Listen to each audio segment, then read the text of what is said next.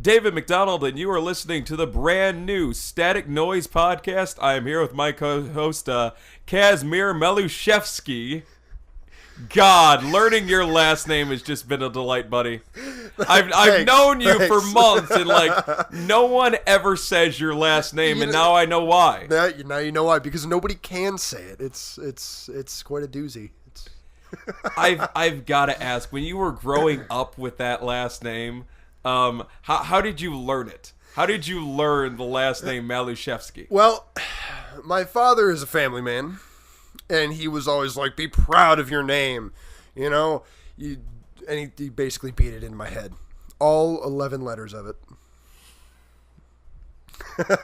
And that is a fond memory of your father, I'm sure. It is. He didn't physically beat it into my head. No, we weren't talking about that. Right.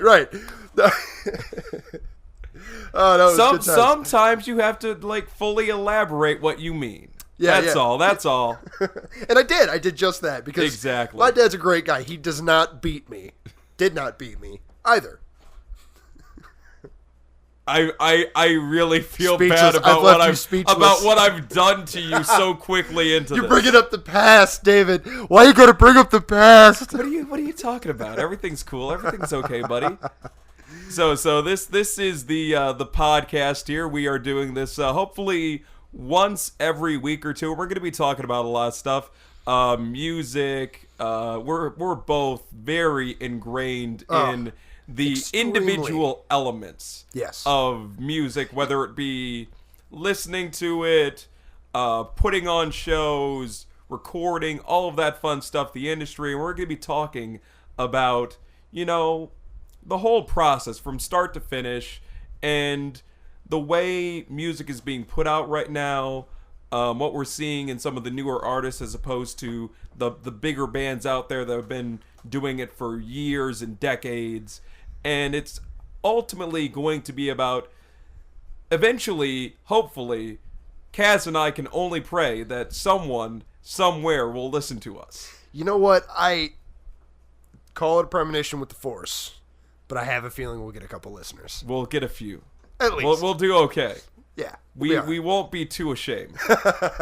But the idea is that eventually when people listen, they'll be able to reach out and say, I'm really interested in this element of the music business or the industry or the production of music, and we can talk about the topics of what makes music. Yeah, and you know what I like a lot about just talking with you in general, David, is that we're both consumers of relatively similar genres, same one, everything like that.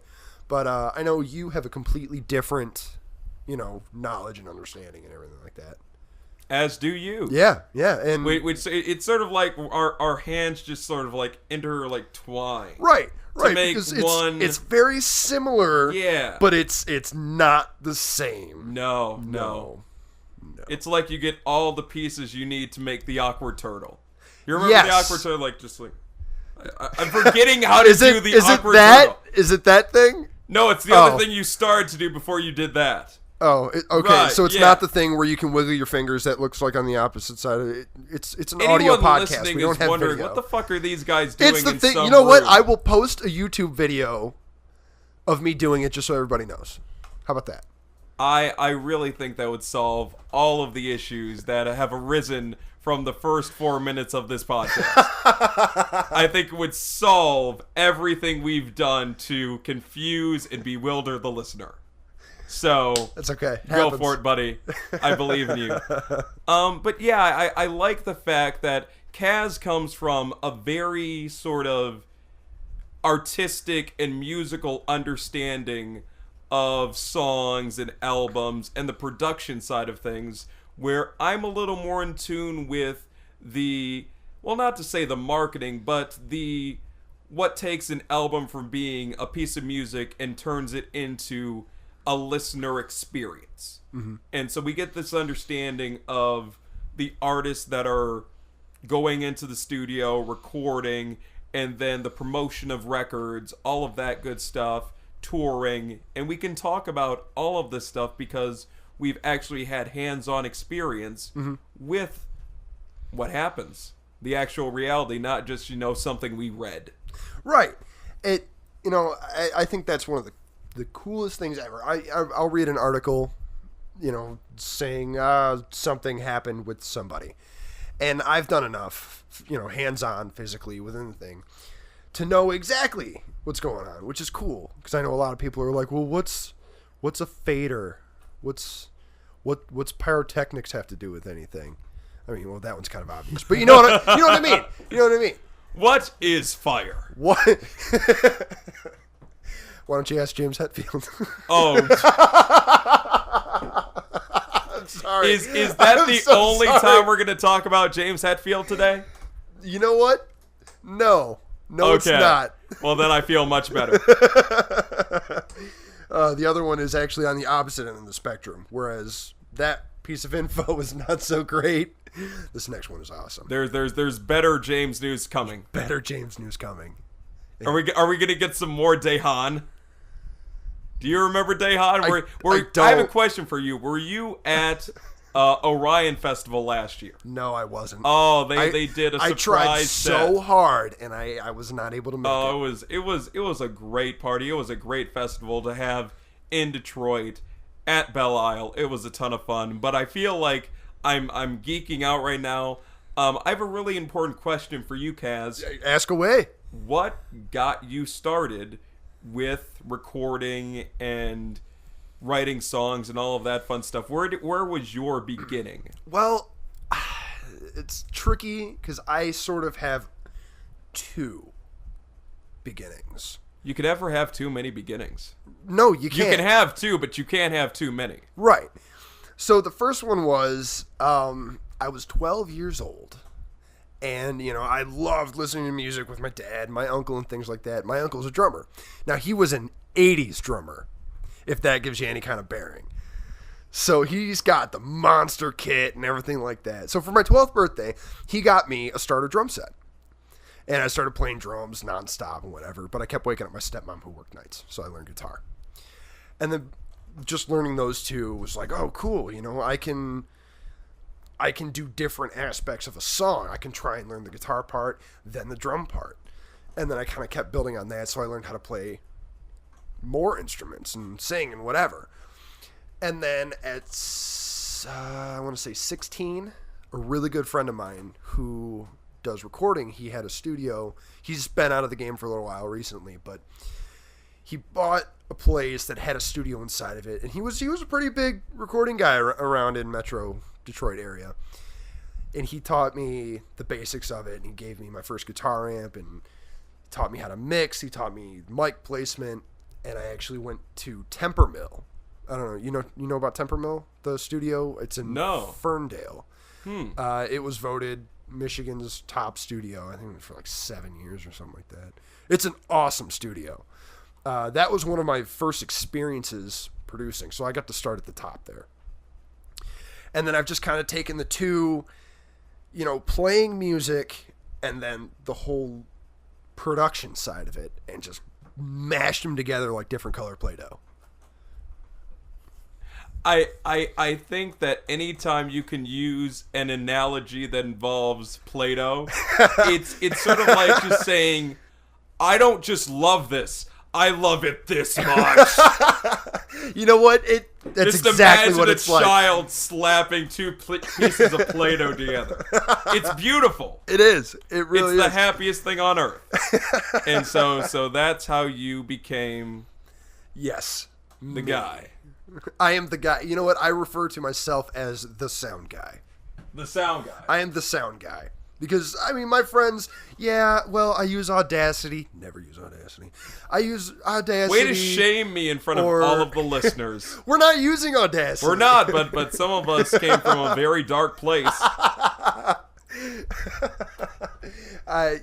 Too poor, lazy, and stupid to just dig ourselves out of the hole. You're out of the hole now. I'm out of the hole! That's all that matters! And so from that beginning at you're a teenager, you're a songwriter, you're a recording guy, you're a sound guy, obviously. I don't do lighting. You don't do lighting. I don't do lighting. So you're not the full package. I'm not the full pack yet. I might start You dabbling could in be lighting. more. I could be more. Okay. But I wanna fill out the sound guy persona first. What are you missing?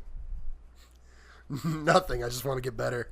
I mean, there's always room for improvement. You're never going to be the best. I feel like I'm sitting across from a starving artist, in the sense that you're just constantly just scraping for the Just big shitting all over my own work. Oh, this sucks. No, Not you. No. You love it. You're having too much I fun. love it. So now everyone knows a little bit about Casmer here. You know what? I want to know about you. We've talked a lot. You know, I know you've helped out on radio stations or whatever. So why don't you tell me about you? I've never quite heard the story of David McDonald. I have a very not so practical, but in a sense it's sort of the testament to, well, no one told me I couldn't do this, so I decided to try to do it. That's my whole my motto of how to get things done. If someone hasn't told you that you can't do it, you might as well try. Right. So I was in high school, and at the time I was sort of exploring the world of rock and roll music. I was learning about, I remember being 16 and being fascinated with 90s grunge. Okay, I loved bands like Alice in Chains and Soundgarden and Pearl Jam, Nirvana. What was your favorite band in high school? My favorite band in high school. Yeah, I'll give you a top three. Yeah, a top three. I get a top three. That is some tough stuff. I remember because I never really latched on to like the gigantic bands of the 90s and the aughts. I was really into, I remember I think I was one of the first people, I got into a band called Carnival, that has now grown into a very big prog metal sort of outfit, very reminiscent of a more poppy Tool. Okay. So I really enjoyed them. I think the band, if there was one band that got me to really enjoy the listening process of being a consumer of music, there was a band out of around the San Diego Bay Area of California called Strata, and they were not big by any means, but I remember listening to the 2 albums they put out and just being like, I had this different appreciation for how music can be a personal experience between you and this inanimate object made by actual people. Right. And it got so endearing to me to enjoy the story making process and the recording process and the sounds and textures of music. And that was the band for me that really did it. I remember slowly getting into artists like Rage Against the Machine, Tool. I actually remember hating Tool and loving A Perfect Circle, and then that turned into me liking Tool. Because to me... And hating A Perfect Circle. So you went in a musically perfect circle with a perfect circle? I did. It blew my mind when I realized it, but I really did. Because at the time, I'm like 17, and I'm like, what the fuck is this 8-minute song nonsense? I was like... Song's really supposed to be 3.5 minutes. Right. I'm listening to Tool on the radio going, what the hell is this?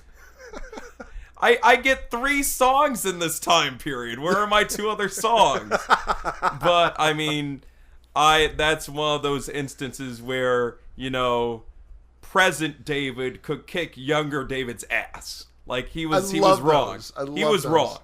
But yeah, I actually, if you want the historical story of how I got my start, there was a website, and this website was essentially the fan page for a little band called Breaking Benjamin.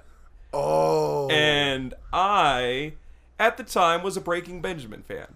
And Breaking Benjamin fans really had this knack for not just liking Breaking Benjamin, but all of these other post-grunge bands and hard rock bands. And I was like, there's all this music that I literally cannot find anywhere else. I can't find it on the radio or in stores or stuff like that. And so the other nice thing about that website, that fan page, is they had a dedicated internet radio station. Did they really? They did. They had an internet radio station that they called Shallow Bay Radio after one of the band's songs. And I remember just listening to the conversation that two people can have, or even just one person can have, about music. And I remember being really young, and I've always been this very loud, obnoxious person. Oh, you and me both, man. And so I was listening to this fucking internet radio station at 16 years old thinking, this is the funnest thing on earth. I mean, who wouldn't want to spend every second they get to bullshit and talk about art? That, you know what, that is end goal for a lot of people. So the two nice things about listening to that show, and at one point I even had an air shift on that station. What? Yeah, it was really short, So, and I was really bad. A I 17-year-old David McDonald. yeah. I really like Breaking Benjamin. Yeah. I'm gonna check out this radio station. I'm pretty sure you had a deeper voice than that. I did. Just for, like flashback machine The time dramatic thing. reenactment by Kaz. Okay, Go ahead. ready? Oh my god, I really like Breaking Benjamin. Oh, there's a site. I'm gonna try and be on it. Attention, ladies and gentlemen. I, at no point during my stay on that station, sounded that good. Oh. At no point did I sound I thought that you were good. going to say that you've never said attention, ladies and gentlemen. One day I will. Maybe I will tonight. Oh, wow. You don't know. You know what? I don't. It could be coming. Don't! Don't. But to finish the story, that experience gave me the framework to say that there is a wealth of artists out there that are trying to get exposure, and there's also a mechanism called the music industry that's trying to filter through to discover these artists that really have a chance at connecting to fans, be they young, old, whatever. And with that in mind, there's a place for people that want to promote songs and promote artists. And from there, my experience has been this almost modern day, not nearly as cool or fit for film version of pirate radio, which is my favorite fucking movie. It's definitely one of my favorites too. I just watched it the other day. It's one of the just... it's great. Can a movie make you feel better than that movie does? Crossroads is right with it, man. You're gonna get me on Crossroads. I'm gonna get you on Crossroads. You're gonna get me on Crossroads. But with what happened is I graduated high school and I went to Oakland University. Right. And I went to Oakland University to be a mechanical engineer. Oh wow. And boy was I wrong. I went to school and started learning, CAD and math and all of this stuff, and I was like, I'm so just soul-crushingly sad. I go into a lab and stare at a computer screen for 7 hours trying to design a box. And I was like, I was wrong. I fucked up. But the nice thing about my time at Oakland was there was a college radio station. And in order to get on the air, all you had to do was you had to buy some cassette tapes and record a demo in the studio. And so I recorded the demo. I wasn't good, but they didn't care because it was college. It was college radio, right? It was college radio, so I wasn't good. They needed people. I mean, the station at the time did not have a huge promotional presence to it. It wasn't something that was really interacting on a high level with other people in the music industry that are pushing records and all that stuff. So I came in not very good, not very talented, learning as I went along, and all I knew was the idea that if I can think of something to do, there is somewhere between a 20 to 80% chance I can actually make it happen. That this is actually a feasible idea. So let's say we want to have an interview with, I don't know, it's 2008. Let's say we want to have an interview with Breaking Benjamin or 3 Days Grace. I don't know anybody in the record industry, but I know they're out there. And so I would hunt. I would hunt on the internet. I would hunt through connections.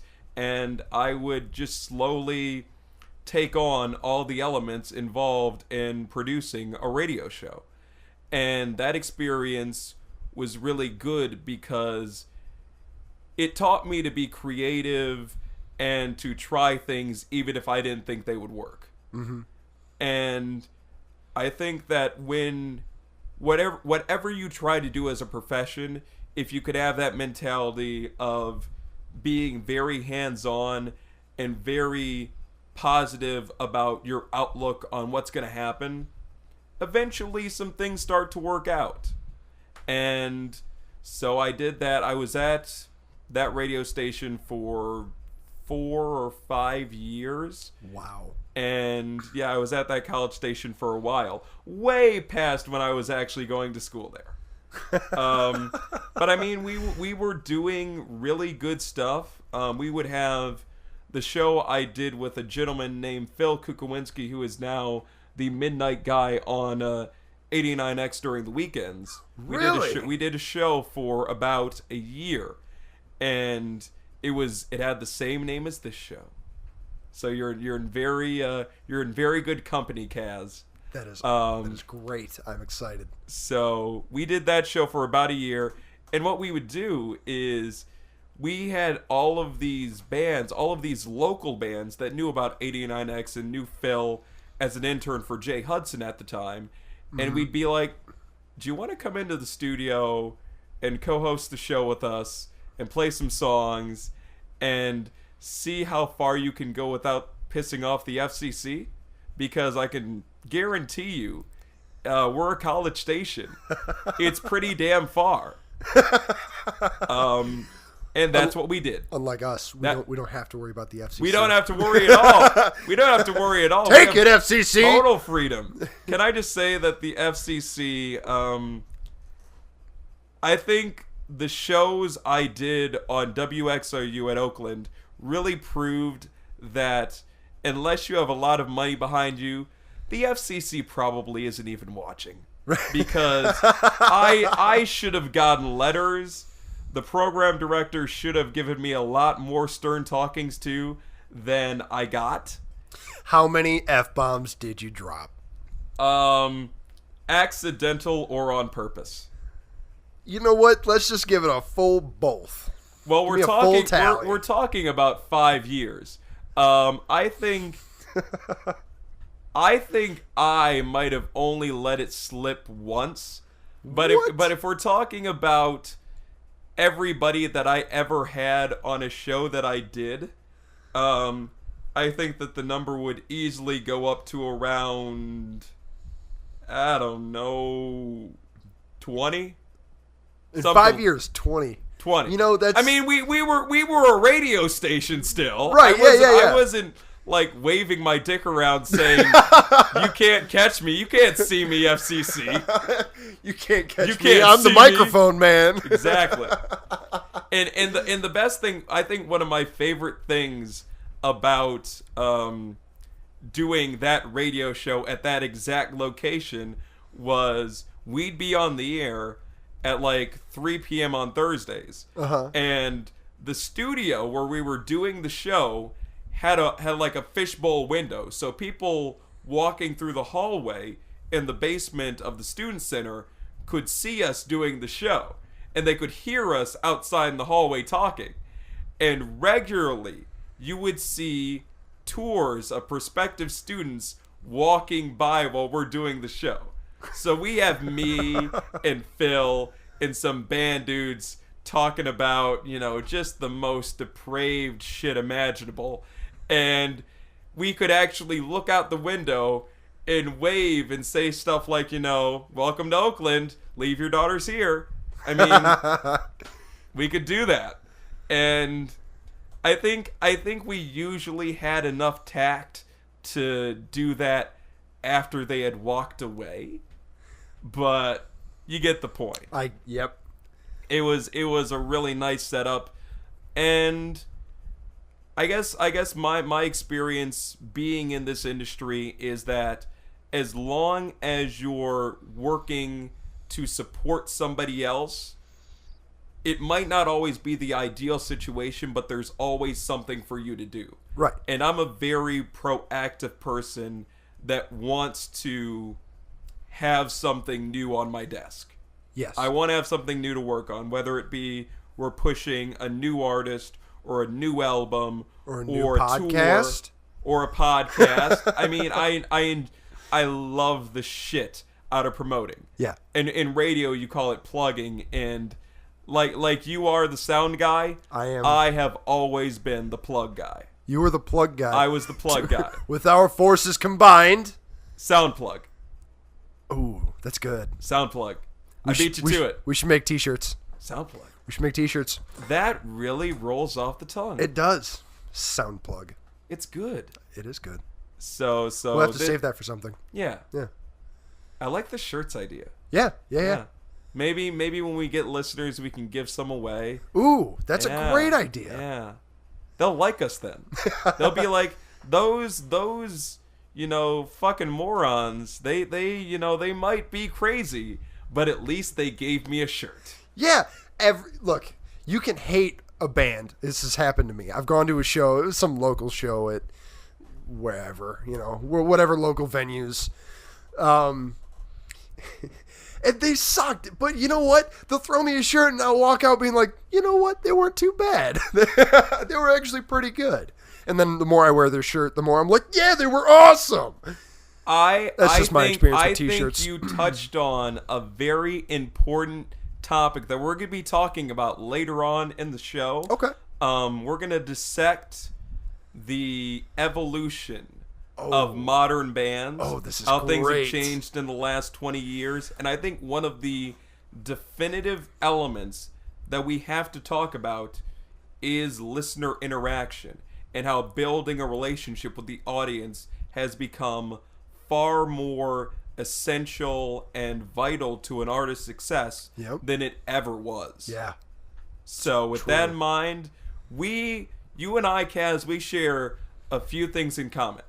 One of them is a deep, undying love for one of the greatest rock bands ever. Oh, yes it is. We both love us some Clutch. Oh, God, I love Clutch. I can tell you one of my... Can I tell you something real quick Yes, that I you just can, found out sir. about Clutch? I went to go do a thing in Detroit with some friends of mine and my mom. So this was my mother's friend who came with us. Her, whatever. Her name was, whatever. Her name, for all intents and purposes, her name was Jackie. So I was asking Jackie, we were talking back and forth, and I was like, yeah, I love Clutch. And she was like, oh, no way.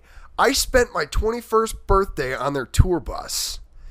And that just blew my mind right there. I was, I didn't know how it happened, so I asked for more details. It turns out she was actually really good friends with the whole band.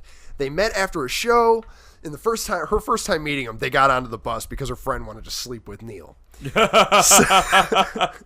So they got on the bus, and then she's like, I don't want to sleep with you guys, but I think you're really great. And then Neil, I don't know if you would like me telling this story, but it was like 20 years ago or whatever, so whatever. He was sitting with a table full of cookies. Yeah. Cookies. Yep. And he was like, oh, hey, that's cool. Thanks. Why don't you guys come sit down? So they all had cookies together. And then every time they would come in town, my friend Jackie and her friends would go see him, and they would all hang out, and to the point where they exchanged phone numbers. They were in constant contact. It was awesome. Just the stories I heard that night from her were fantastic.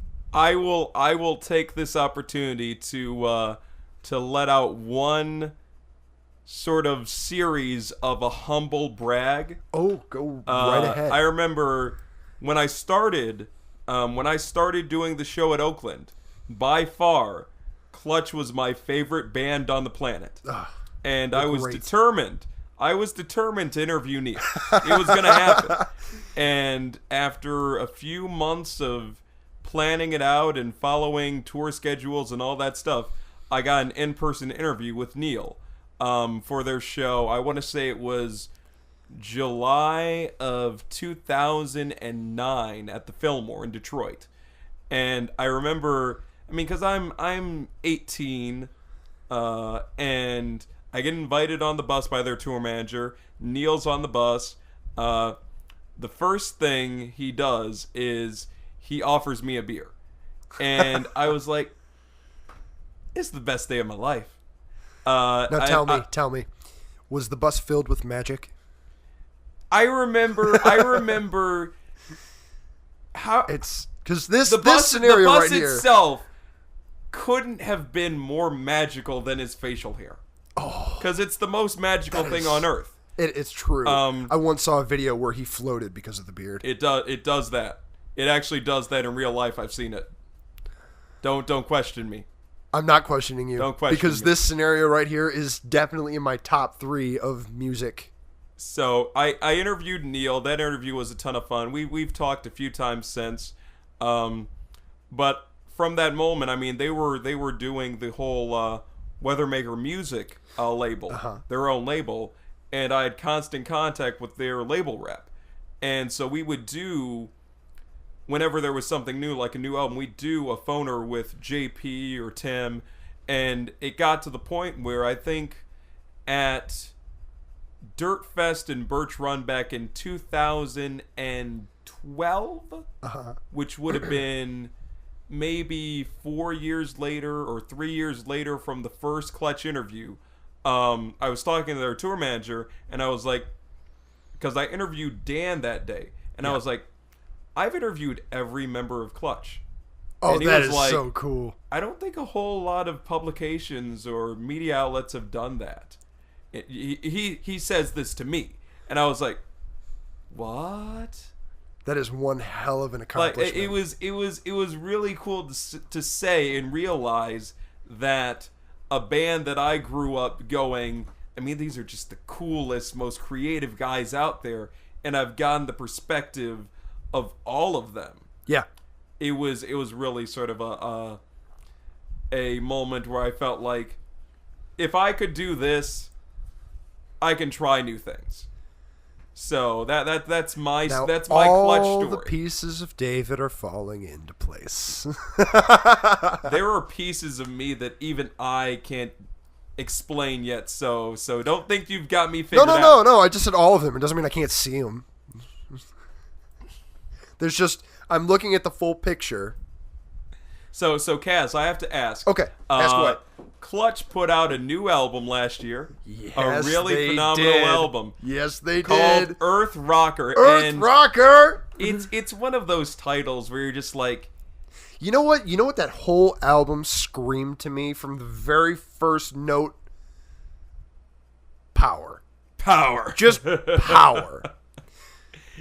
Like, you know the original, the Clutch logo, it was like red and yellow or gold and maroon, or whatever color shades you want to call it. Wasn't it kind of like, I think it was the Maryland flag? Maybe. They've always used the Maryland flag. Okay, then yeah, it's probably that one. But it was the big iconic one before they went to that one line Clutch letter thing with the moon in it. Oh, right. And that logo, just instead of Clutch, I pictured power. It just flashed into my head. It wasn't even of my own will. I'm pretty sure they embedded that into the music. The artwork they used on Earth Rocker is very just Aztec. one of those. It's one great. Of those things where, like, I don't know what this is, but it's like the Chuck Norris of logos. It's like, I don't know what the hell this is, but yes, but you're just gonna fucking destroy everything, aren't you? So well, they are going to rock the earth, David. It that's what it did. It rocked the earth. You know what? I actually had the pleasure of seeing them on that tour with the Sword opening up for them. Oh, that would be fun. It was at the Fillmore in Detroit. They love that venue too. The Fillmore It was so great. I was able to because I'm a bigger dude, right? I'm a big guy, so I was able to like move the smaller people out of my way, and I got right to like the very first level above the ground, right in front of the stage, so I could see over everybody, and I was almost like eye to eye with Neil. And it was like 100 feet away though, but it was great. And just from there, if I had long hair at the time, it would have been blown straight back constantly. And that is the concert experience that everyone should want. Now, for everybody personally, needs to go see Clutch at least once in their music-going experience. At least once. If we can endorse I've seen them anything twice. to you, I've seen them 5 times. Yeah, way to go one-upping. You one-upper. If we can endorse anything on this podcast, I hope it is that you, the listener, will do yourself and artists everywhere the immense favor of going to see great shows like Clutch. Yes, definitely. Please go to shows as often as you can. Support the music, support the bands. Buy a damn t-shirt. Have fun. I have to buy a t-shirt at every concert I go to. Have fun. Buy a t-shirt. Love the music. Love in my opinion, quite honestly, my favorite song on the album Earth Rocker. It's a little anthemic ditty called The Face. The Face. Right here on Static Noise.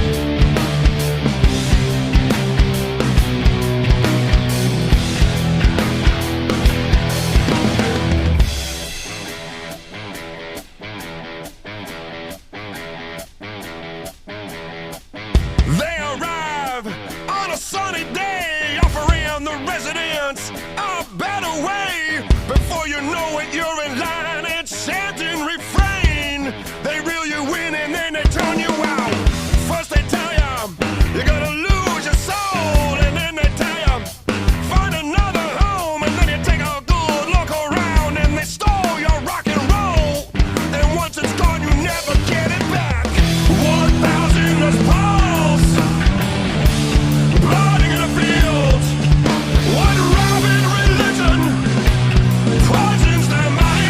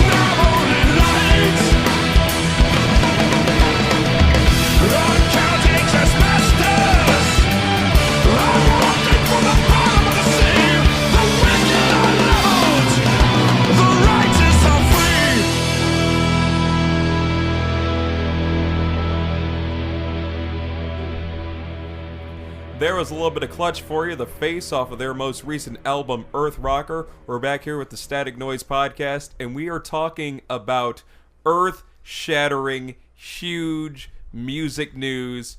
Two love of this news. the biggest bands out there. I mean, bands that have changed the landscape of rock and roll. Let's start with the news that came down just yesterday. The announcement of the 8th studio album from the one and only, the mighty, the seminal, the great ones, the Foo Fighters. Yes. Kaz, I want to explain something to the audience. As I'm sitting here staring at Kaz, he is absolutely positively wearing a Foo Fighters shirt right now. This man eats, sleeps, and breathes Foo. I'm gonna elaborate on that.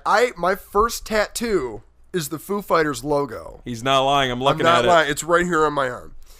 And I'm wearing a Foo shirt. And when Dave walked in today, I had the Foo Fighters documentary playing back and forth. It was the Making of Wasting Light. It was so great. We sat down and watched, I'd say, most of it before we started. We did, and then I asked you about that lock of hair on your desk, and was like, it's some of Dave Grohl's hair. Don't ask what I do with it. I wish. You know what? I did see the Foo Fighters once, though. I only saw and them I hate once. you. And you can shut the hell up. I saw them at the Palace of Auburn Hills. Some mariachi punk band opened up for the openers, and then Rise Against was on after that, and then Rise Against were the openers for Foo Fighters. Now, I had the shittiest yet best seats in the house. Now, when I was so far side stage that I was backstage. When Rise Against ran off the stage and went down into the tunnel that they go into to get to the dressing rooms, I reached down over the rail and high-fived Rise Against as they walked out. Nice. I know that exact view that you're talking about, too. I was there. I was in the farthest one, side stage. I right. actually really like that area in a stadium because you are essentially dead lined up with the stage. I was dead lined up with the drummer. That's good. So and then, the Foo come out. The Foo in all their glory come out, and they were amazing.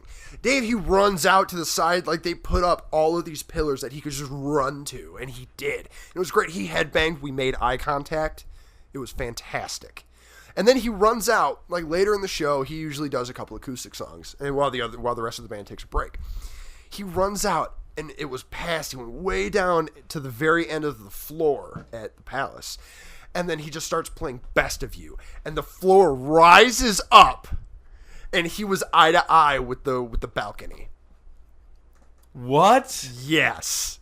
That's brilliant. And he just he was screaming it too. Like his voice was shot by that time. But you know what? Dave didn't care. Dave didn't give no fuck. I am humbled and in awe of you describing and reminiscing about the most fulfilling sexual experience of your life. It was great. It was the best I've ever had. No woman has ever amounted to that experience.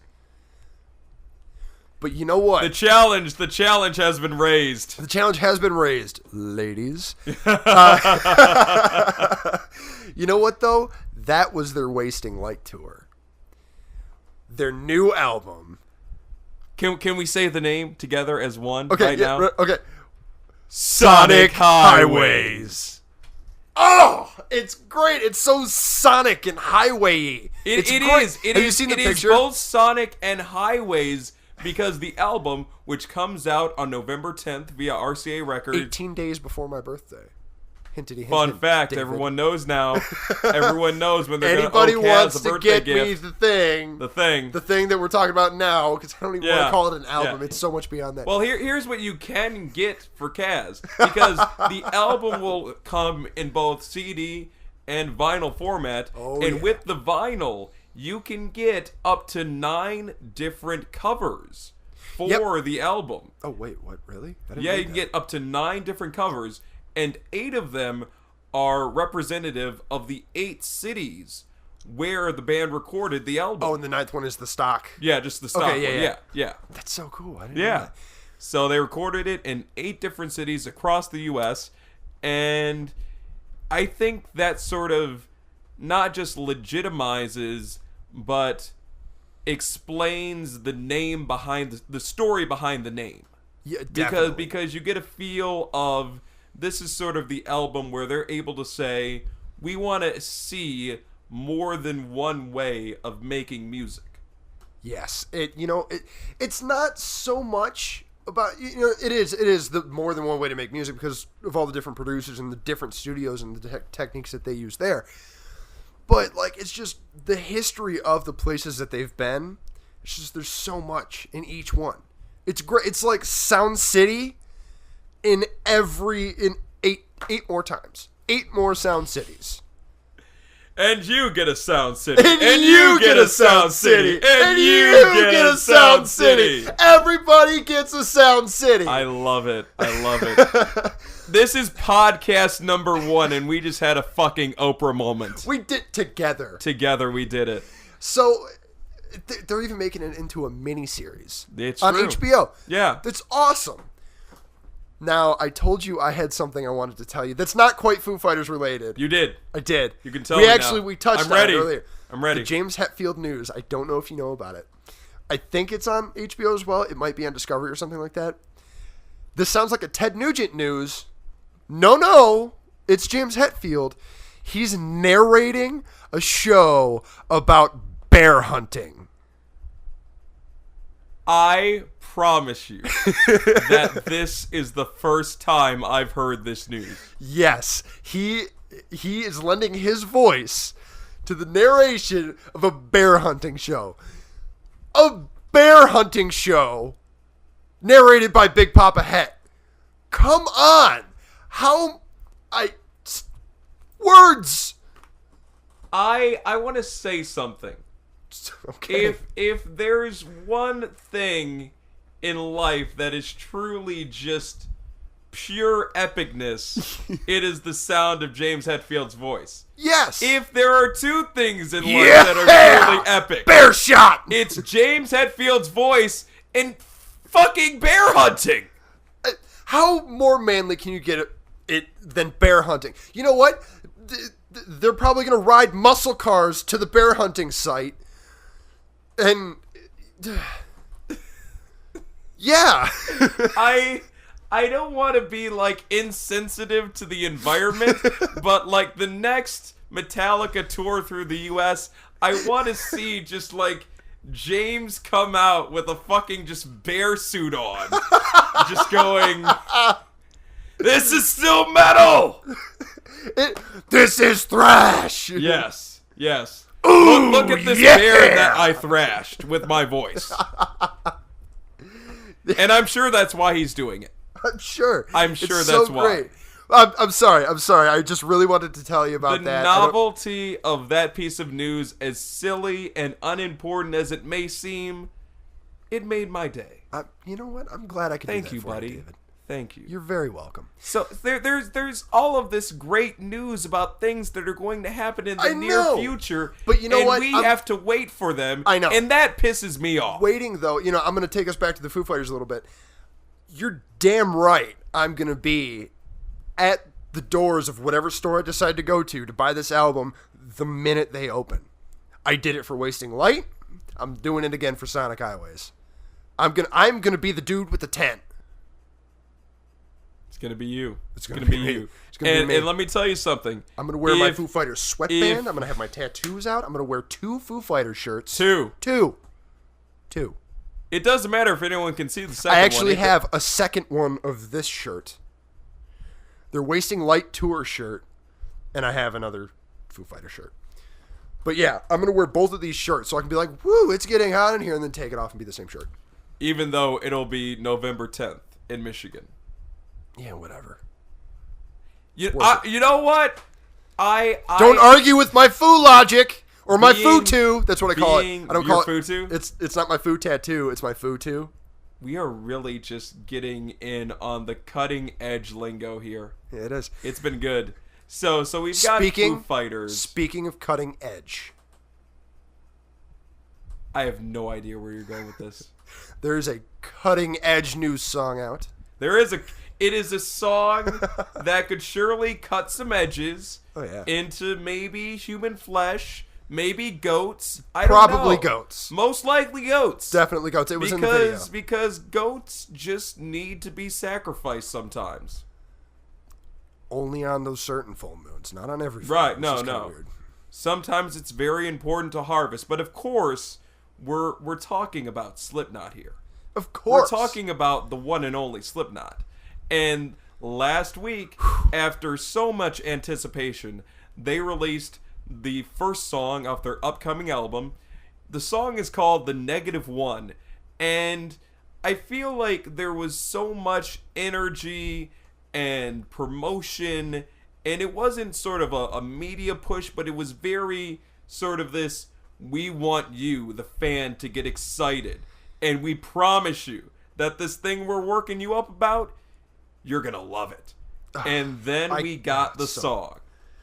The song itself, it was phenomenal. The thing about this song that they put out, you can instantly sort of feel and understand just how important the listener, the audience, the fans are to the band, because, I mean, Slipknot's a band with a big enough catalog and a big enough following that has been through a lot of stuff, and they don't really necessarily have to always be creating something. No. That's, I mean, how long has it been? 6 years since their last album? Well, no, they released All Hope Is Gone back in, I want to say, 2010 or 11. So it's been... Well, it's been several years. It's been 3 or 4 years, and I mean, I feel like Corey was really getting into exploring his writing technique with that last album. Yeah. And I think the moment you hear the -1, you get to appreciate the fact that this band wants to do right by its fan base.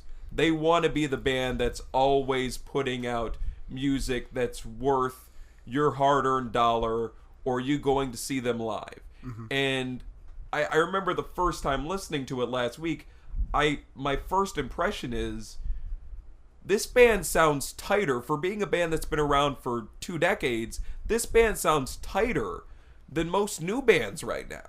Oh, yeah. And they absolutely don't have to. No. They don't have to, but they do. They could just be like, but record. Right, and right. Then, you know what? Being the consumers that we are, we would still probably eat it up. Right, but the thing about, the guys in this band is they really do love making music.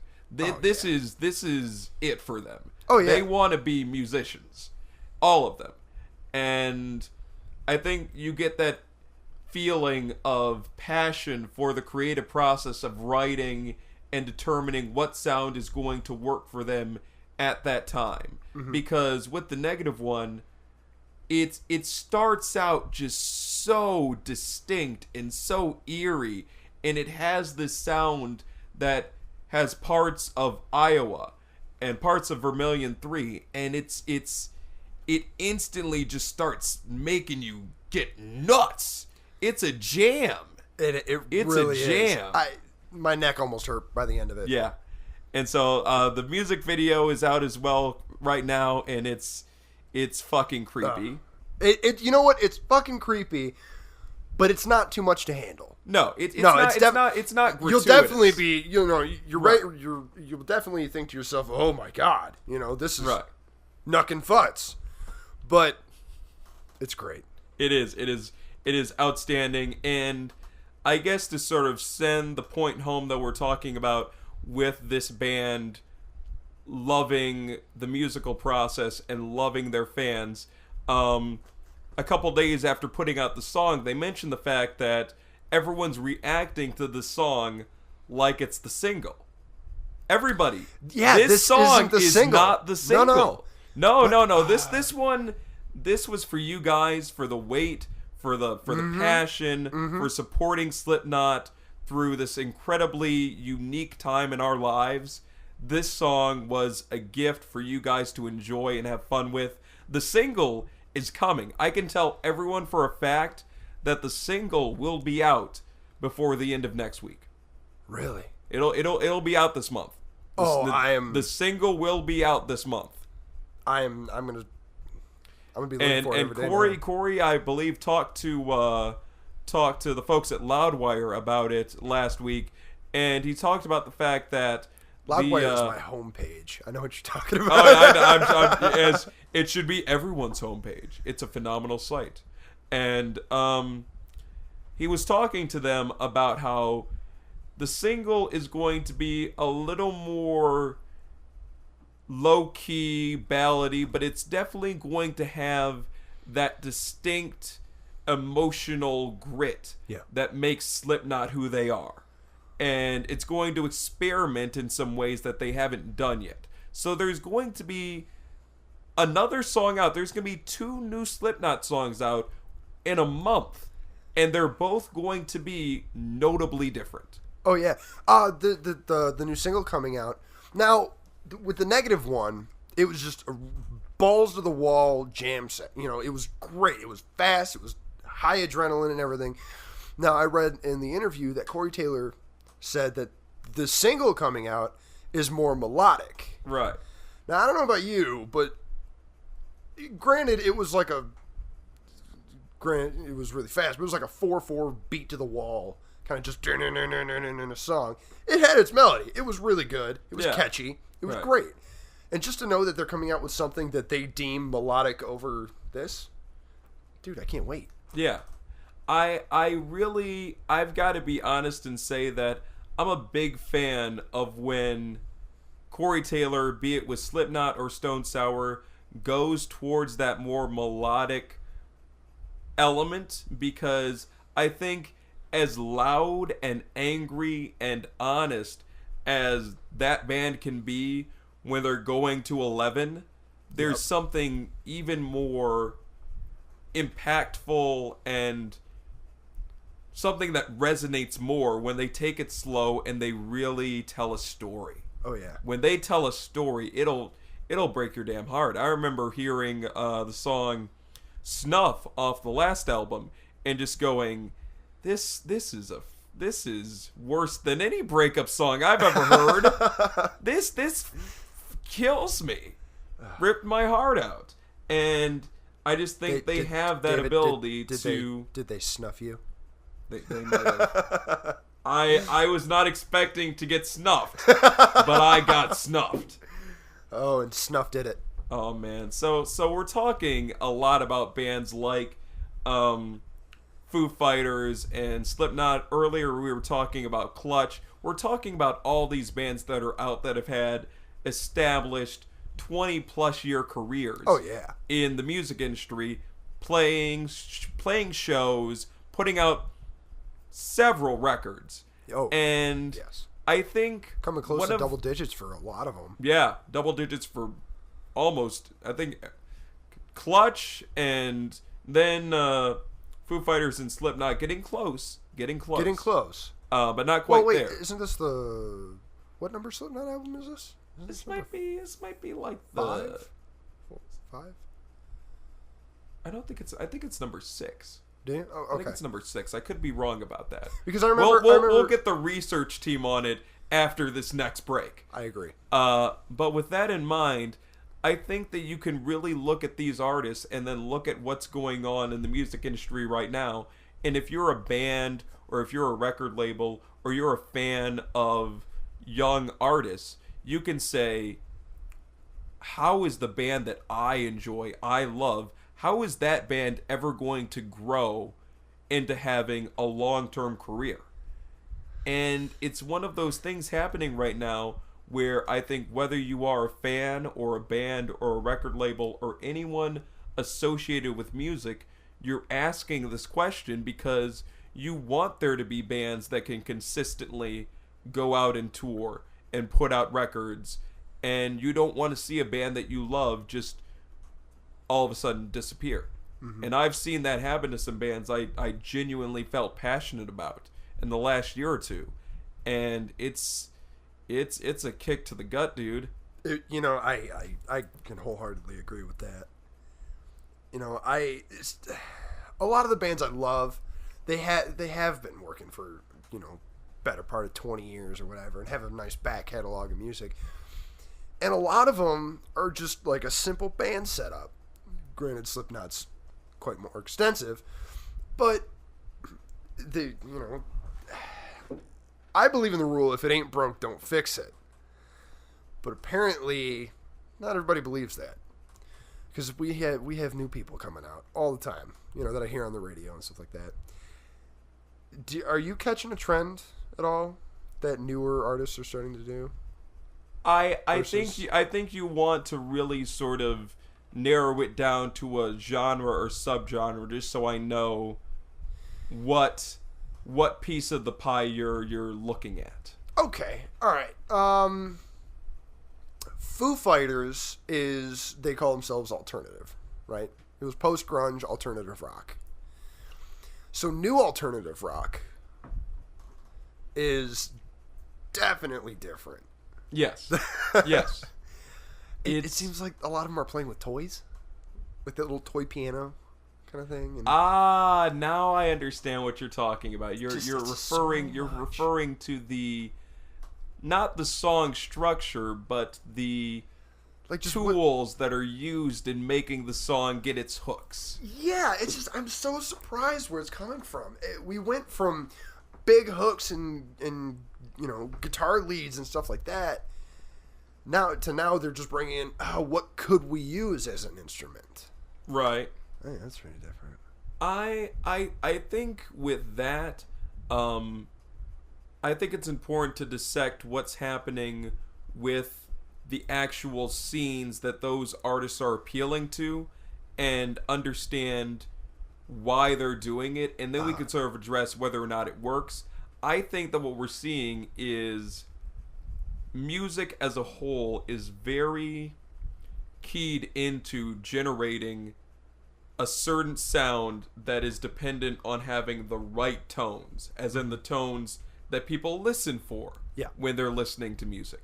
Mm-hmm. And so we've taken a step towards the importance of having the producer that can make your song sound like the bands that your listeners are already listening to. Mm-hmm. You want to have, I go to producer A to sound like band B so that the fans of band B will like me. Yes. And there is a rationale to that I don't want to just poo-poo on.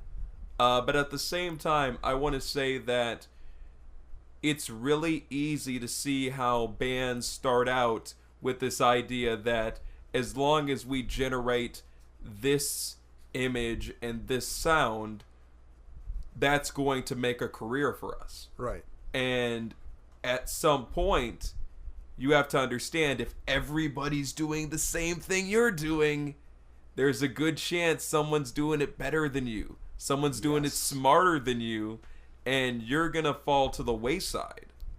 Now, I can understand the cautionary tale of not being too creative, not throwing out conventional wisdom, because I've seen good bands, good creative bands that knew what they were doing, decide that they were just going to make music for the love of it and push it in conventional ways like radio airplay and stuff like that, and they just get nowhere because the audience isn't there. Mm-hmm. By the way, did you know that I'm thinking of trying to start a band where it's just an organ and the spoons, and I'm going to have a throat singer come in and be the lead singer? What do you think? You're not going to get signed. Are you sure? You're not going to get signed. Look, man, it's original. And we're going for like a Black Sabbath. A Black Sabbath. You are not fucking mix. Beck. Oh no, we're going to be the opposite of Beck. You know, the opposite. You clearly of Beck don't get the image. The opposite of Beck is still using the Beck angle. No. Okay, all right. Let me start this over. I'm thinking of starting a band. I remember seeing, I think I saw Beck on Stephen Colbert's The Colbert Report last week. And he was trying to, Steven asked him to try to define the genre that Beck's music is. And I can't even remember what genre Beck called it. I just know that it was 10 words long. Wow. It was like post-sad something, something, something. I don't know. I'll look it up for the next break. I swear I will. But this was something that actually happened. I've got a really, really, really quick Beck thing to add. But my point is that creativity, while a beautiful thing, is only...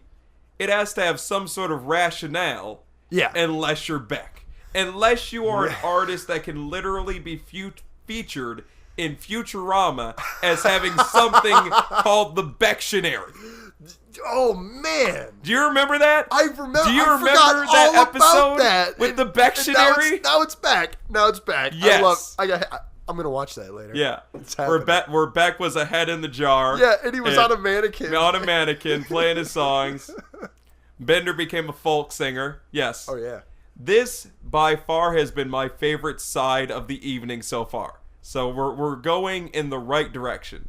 But back to the crux of the issue. Yeah.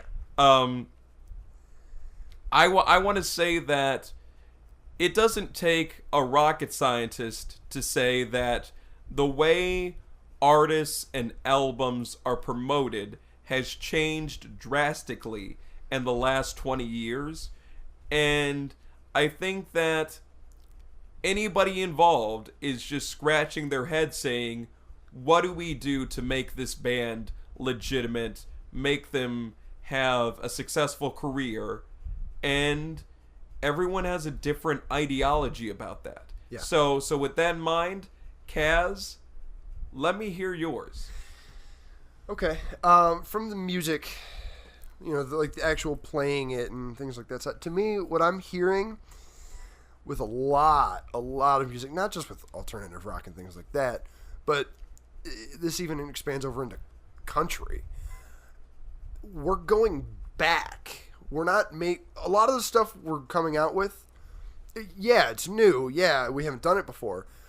But the style and a lot of the sounds that we're using are coming from like the 60s and the 70s, and we're kind of overlapping ourselves again.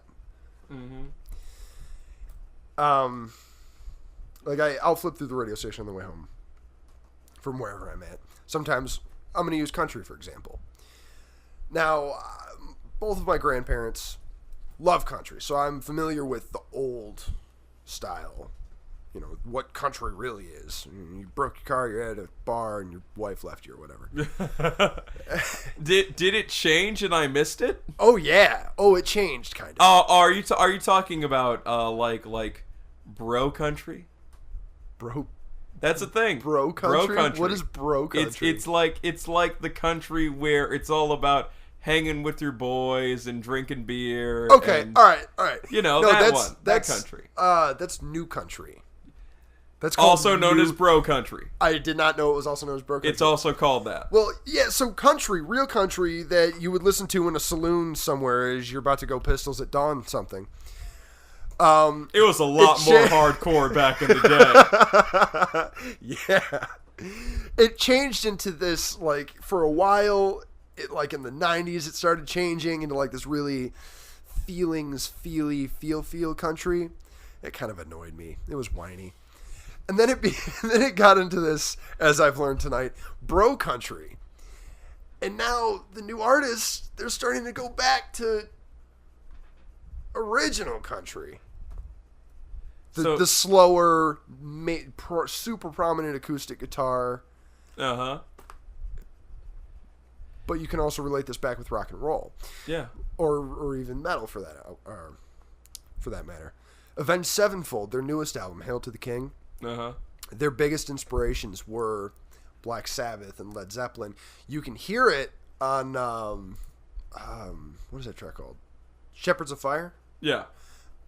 It sounds like something off a Led Zeppelin album had they heard today's music. Yeah.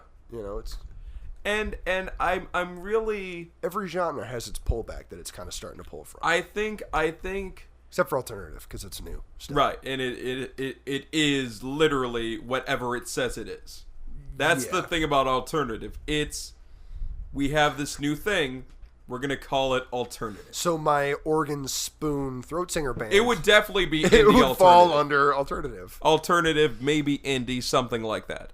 But with that point about going back to the old school roots, I think there's an actual sort of an issue of duality in that, because I think a lot of people want to see artists appreciating the history of their genre and the bands that came before them, but they don't want it to become plagiarism. They don't want it to be using the same bag of tricks over and over again. You want to hear the sound and the influence of the bands that came before you, but you don't want it to be like, we're trying to be the next Metallica. Like shut up. Right. Why would you waste everybody's time by trying to be the next Metallica? I changed the words to this Metallica song. It's a new song. No, it's Right. not. No, it's not. And I use the Metallica example because literally nothing that happens in music ever again can ever be Metallica. True. You're Metallica is almost its own genre. Right. Metallica was the biggest rock and roll band ever. Metal rock and roll, metal band ever. I corrected myself. Yeah. But the point Because is the biggest that rock band is still the Beatles. Yes, absolutely. But with metal, Metallica created the sound that you are using now. Yes. And you will never be able to out-Metallica them. It will never happen for you. Oh, man. I'm going to use that to describe my goals. To out-Metallica?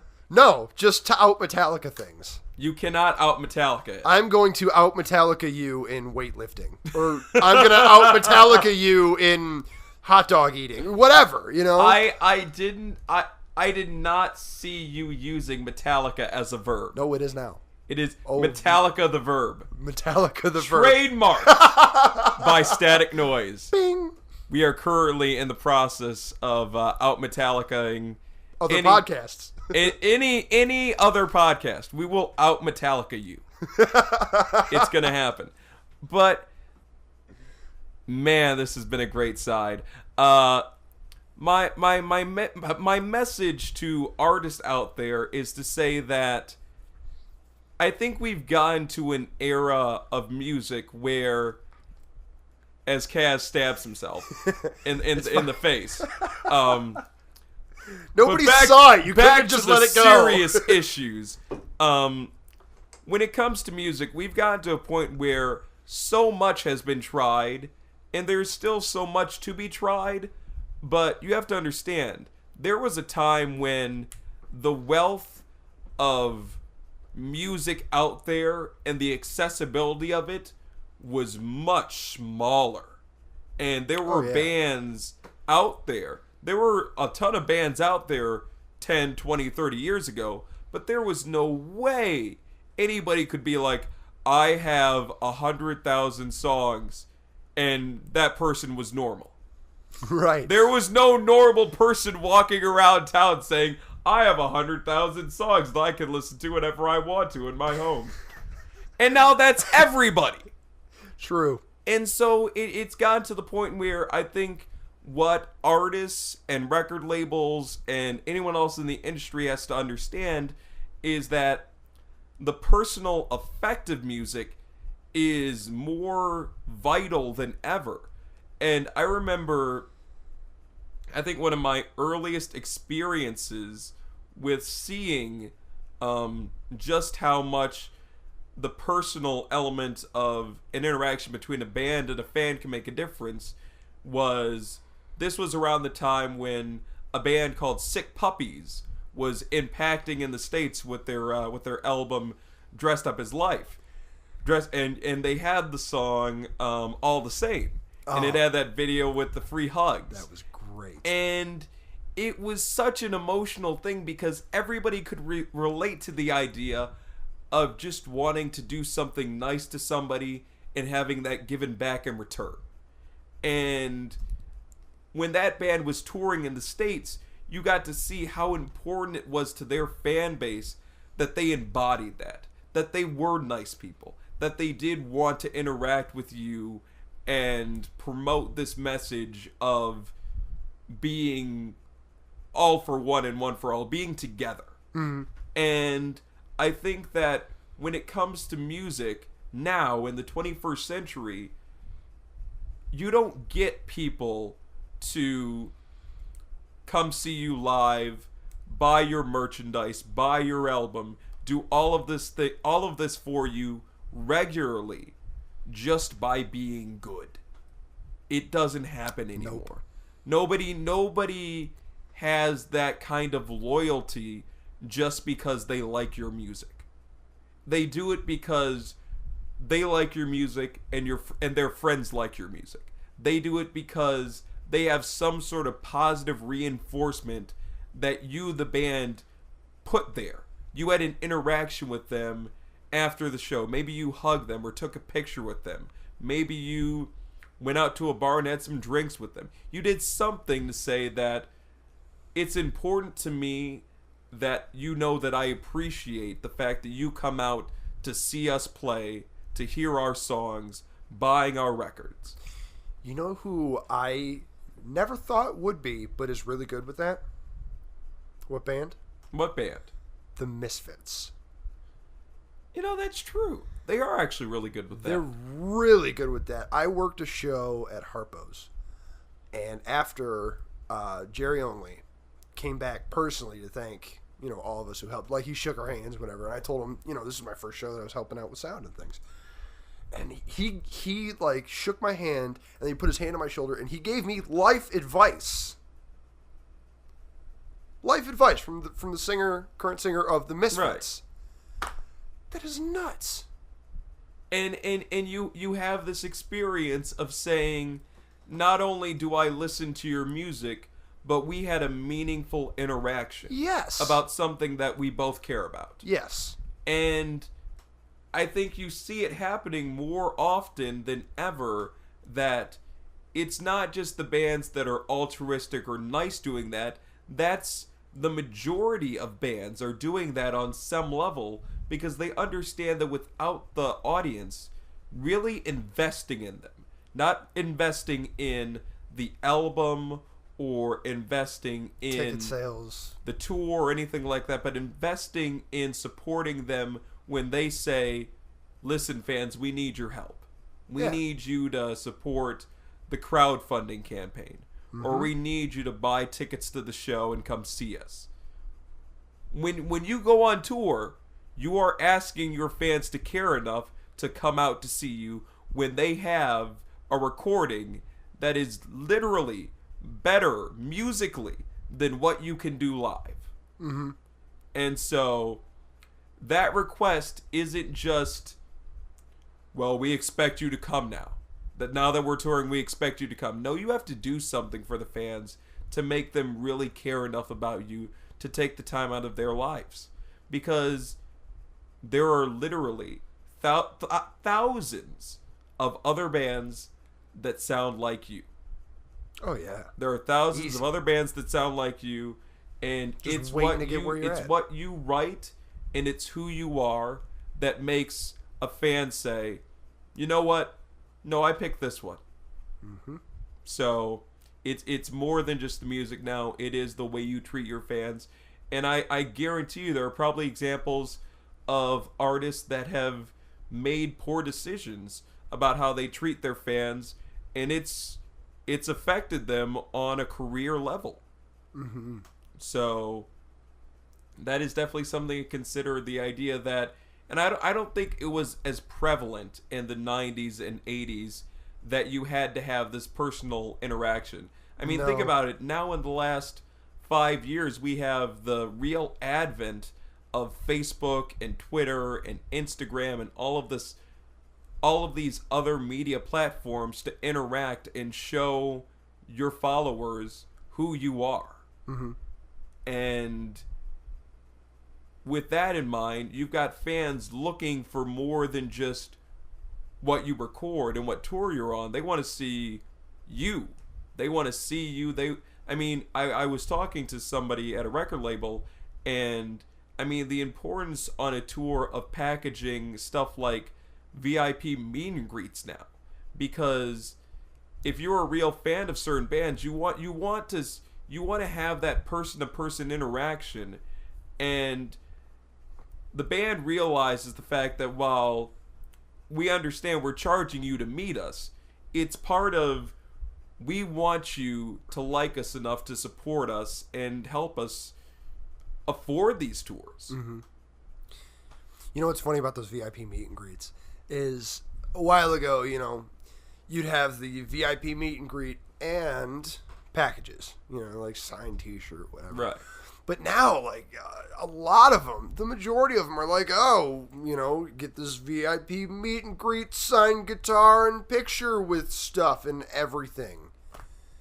Have you noticed that? I've noticed that. I think they've gotten the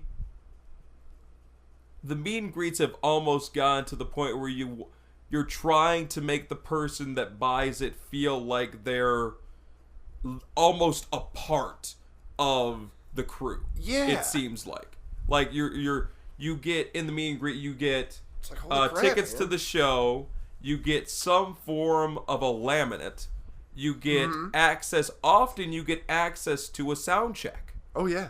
So you get all of that. You get to meet the band. You get a T-shirt. You get some sort of poster that's signed by everybody.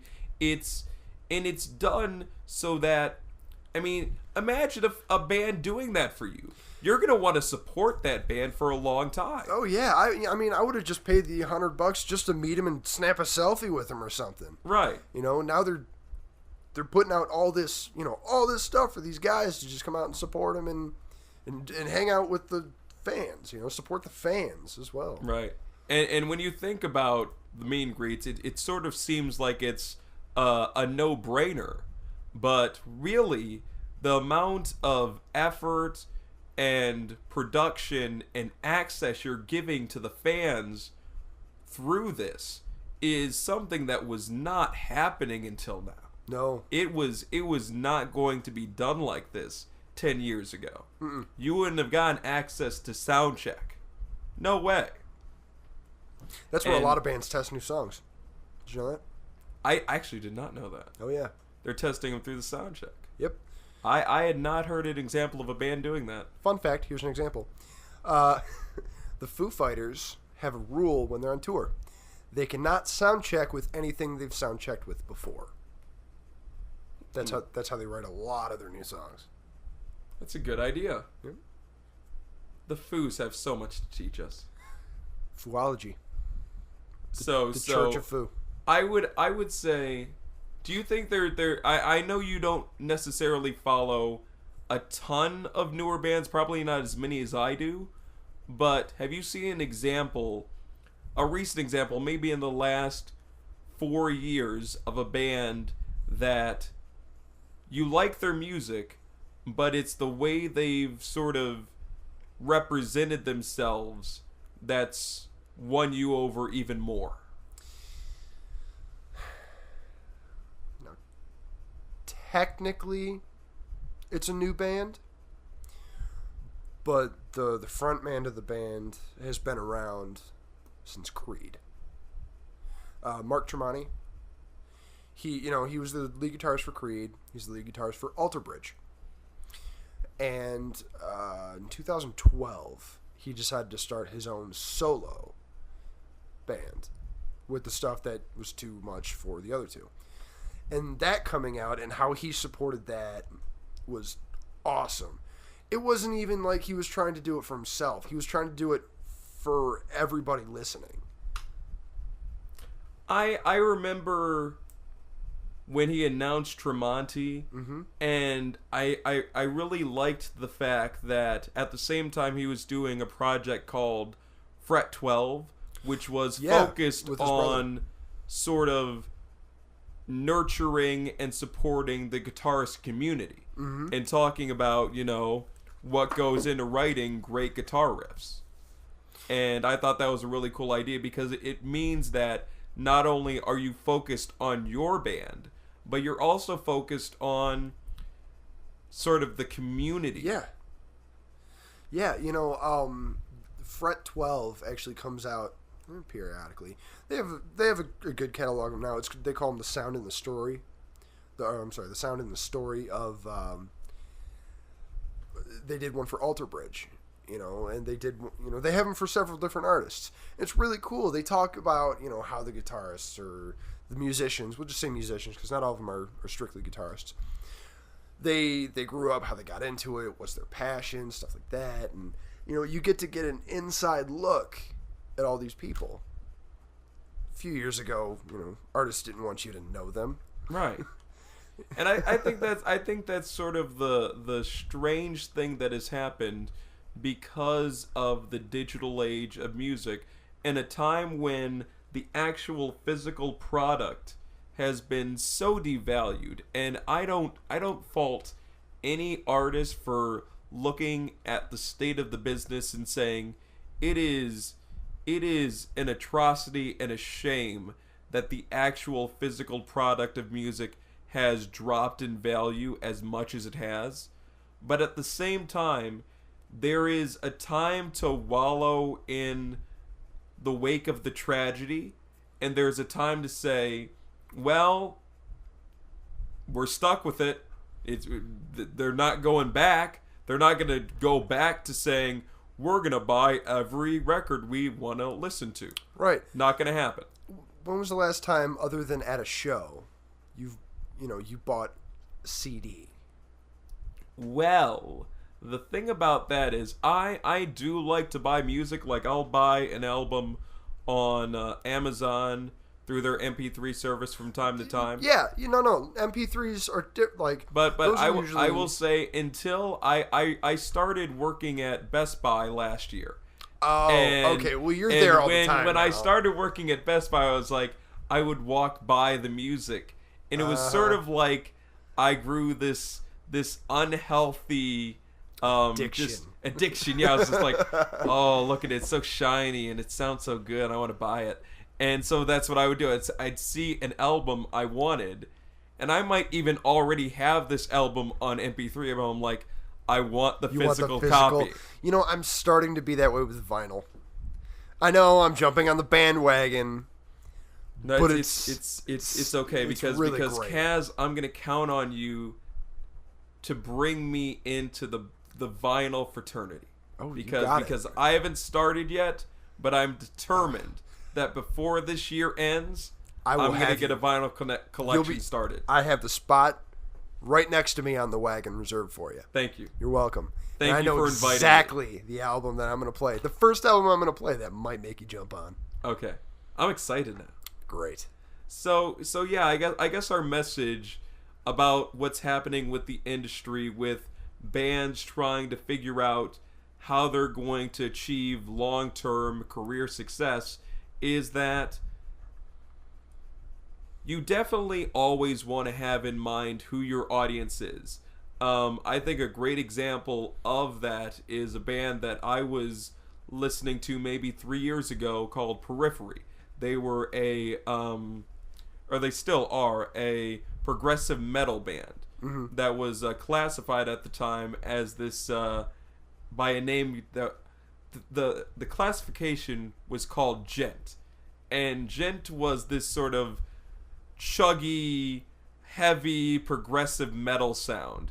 And I think at eventually that name Gent got thrown out as a classification, but I think it's important to always realize the fact that there are fans out there that exist in genres like rock and metal and alternative that are looking for the next new thing.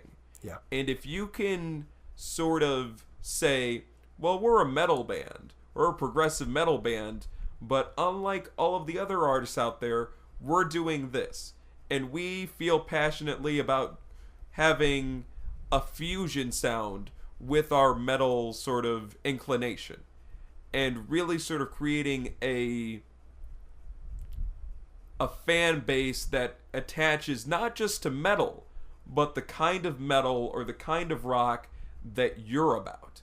Have your own identity. I think that what we're seeing right now with some of the newer bands is when a band gets signed to a record label, the importance of crafting their identity and what they're going to represent to an audience is first and foremost in the label's mind. You'll see bands coming out for years and years to come with their first album that have been around for 6, 7, 8 years.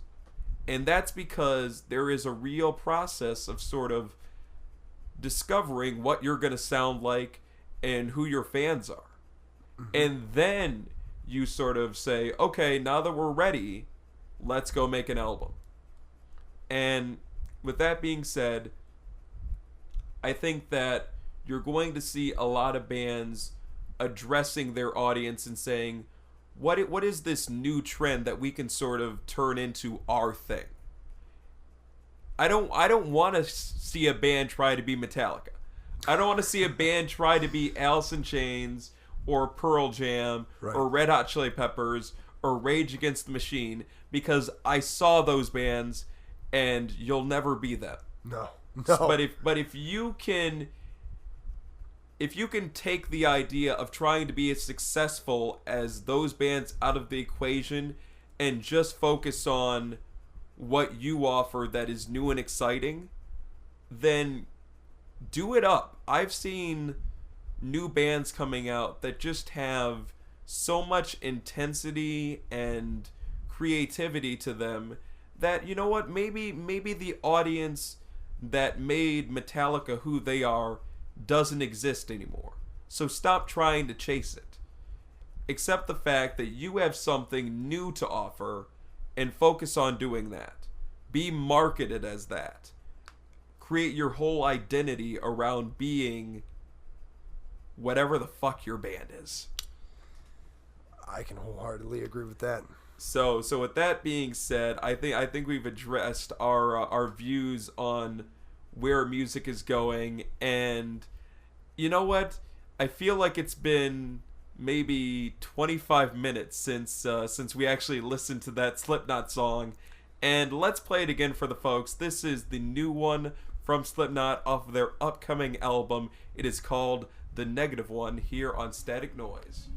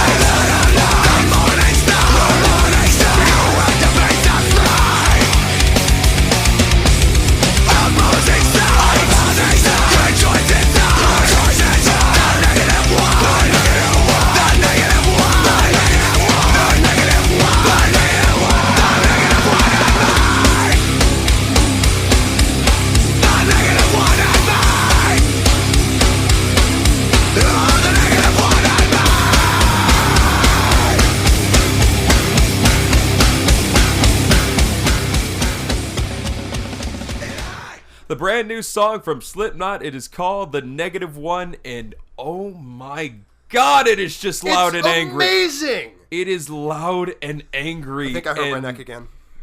It makes me happy. It makes me feel like, the music is still there and it's good. So with that being said, we have spent a lot of time just talking shop, and I've got to say, me and Kaz nerding it up a little bit, but we're having fun. This is one of the best nights I've had in a while. Well, here was the thing about like doing this podcast. I've talked to people that do podcasts, and they always tell me, just dude, be ready. The first one, it's gonna suck.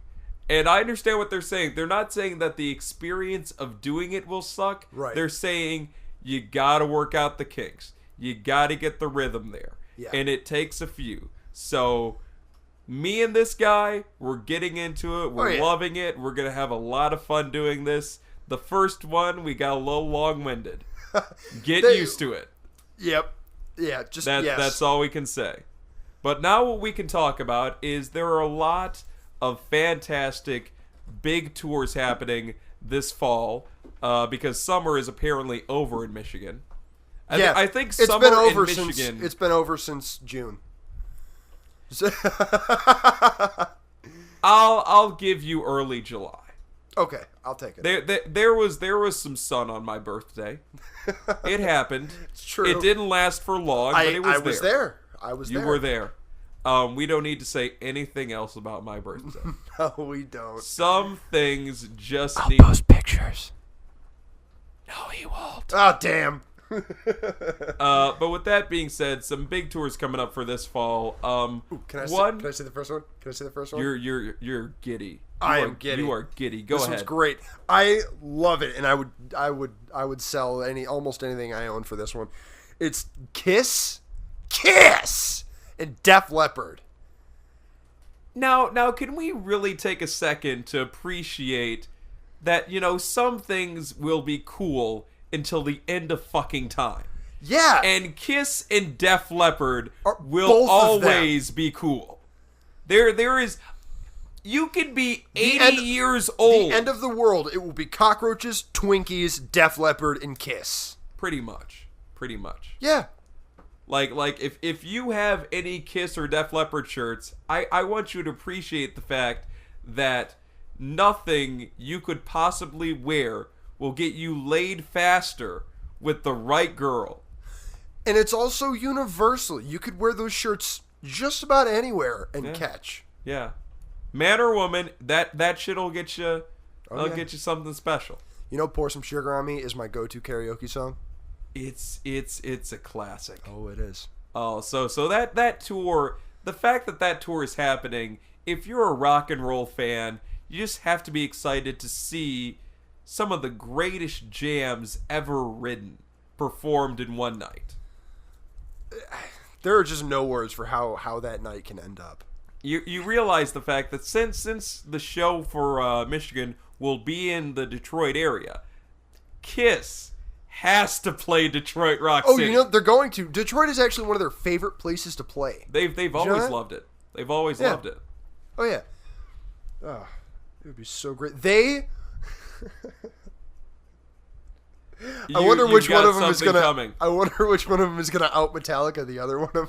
Oh, whoa! Set the Wayback Machine for 20 minutes ago. For podcast number 1, we can say that we came up with at least one good thing, and I will out Metallica you for it. Oh, I don't think so. Oh, I'm gonna out Metallica you. Try me. Tour announcement number 2. It's a tour that's been going on for a couple weeks now. It is the final tour. Motley Crue with Alice Cooper. Oh, man. That has to be a killer show.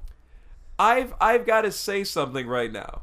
I have never seen Alice Cooper live. And it's one of those...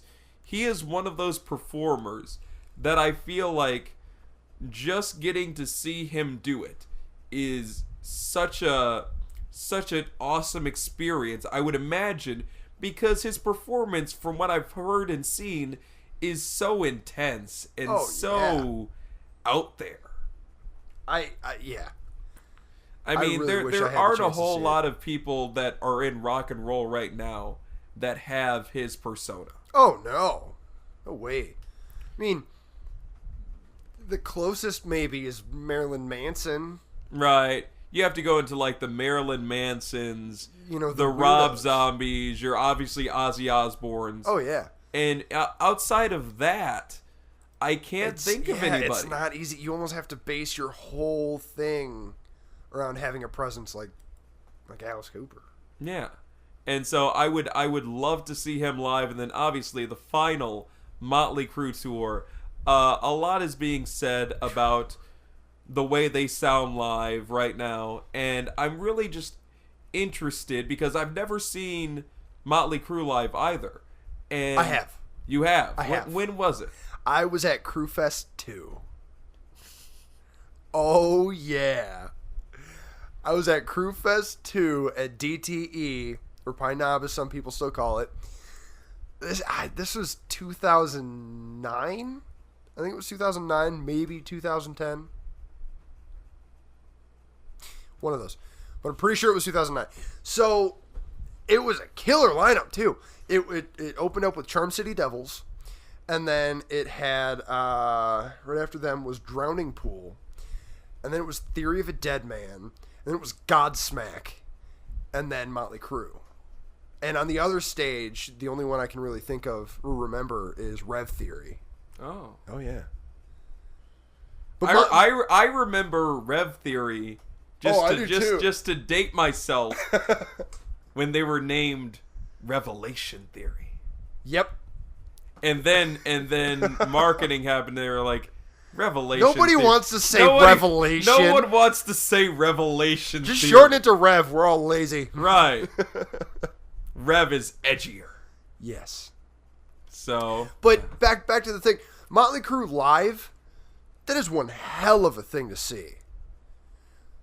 Oh my God. When they pulled out Dr. Feelgood, I lost it. I lost it.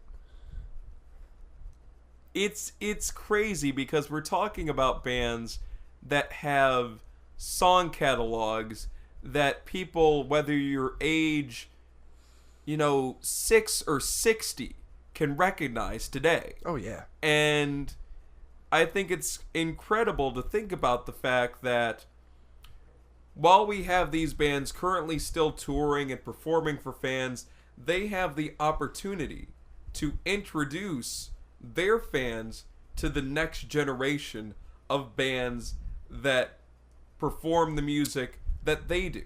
Now, would you consider it like a hand-me-down, or would you consider it like an inheritance?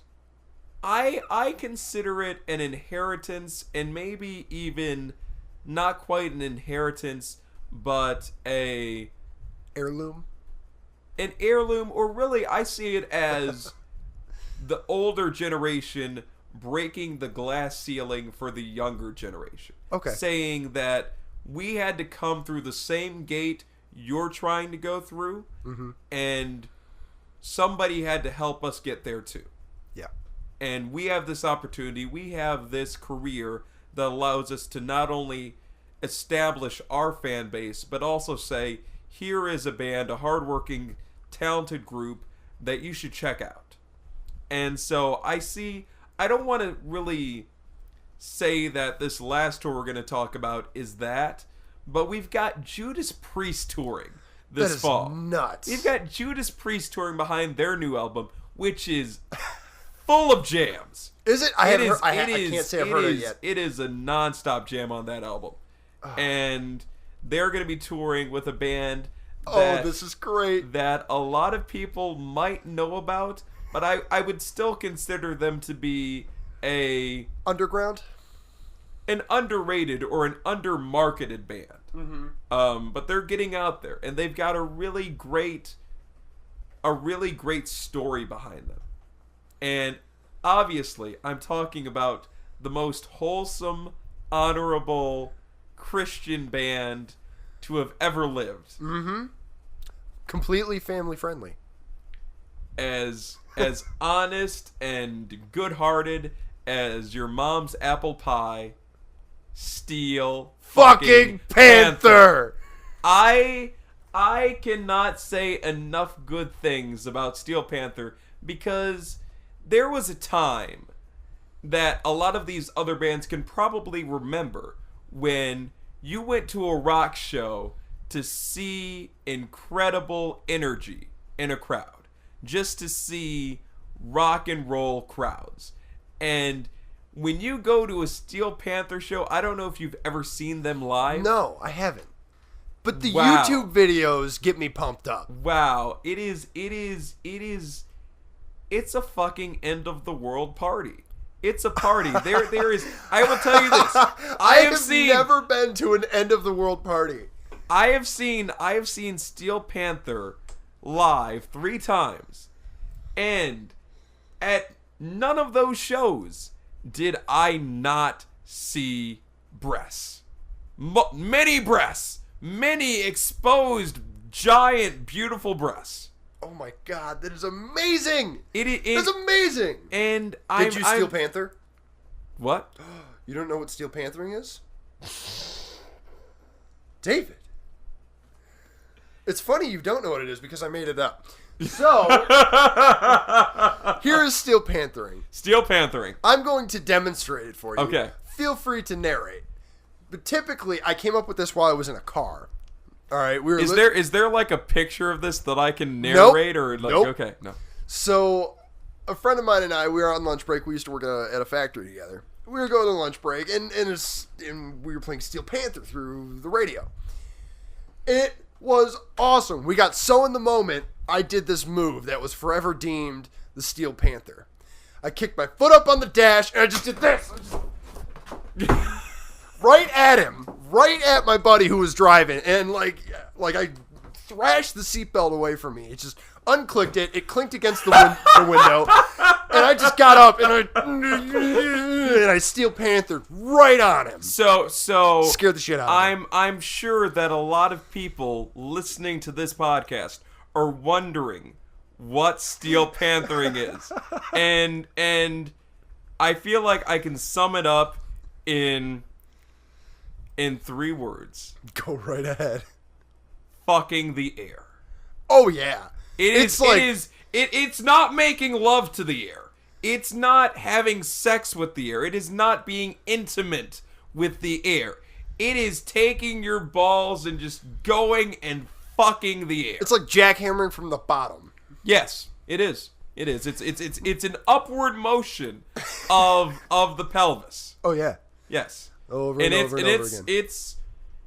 It's fast. It's rapid. Yep. It's very... Now, did you see... I'm sure you have the music video for Death to All But Metal. Oh, absolutely. I've seen all of their videos. Do you remember... what's the guitarist's name? I forgot the guitarist's name. You're talking about Satchel? Yeah, Satchel. So, when he was, like, air humping the cheerleader in her seat, that's where I got the idea. Here you go. And it just popped in my head, so I had to do it in a car. And because I was in a car is how it got the upward motion. Now, I do want to put this out there. I do happen to have a connection to Steel Panther. And I don't think they've coined the word Steel Panthering. And I feel as though they like money and fame and women. And maybe there's a potential for a very lucrative trademark that we can give them. That would be great! To honor Steel Panther, the greatest metal band of our time. With the act of Steel Panthering. Yes. And so I don't like to get too preachy with the things I say behind a microphone, but my hope is that anybody that listened to this podcast today, whoever you are, whatever you're going through in life, I want you to seriously consider Steel Panthering. Consider it as an exercise in your own happiness. It is good cardio. It's very good cardio. It's working some very vital muscles. Oh yeah, the quads. You get your hammies in there. Yeah. Oh yeah.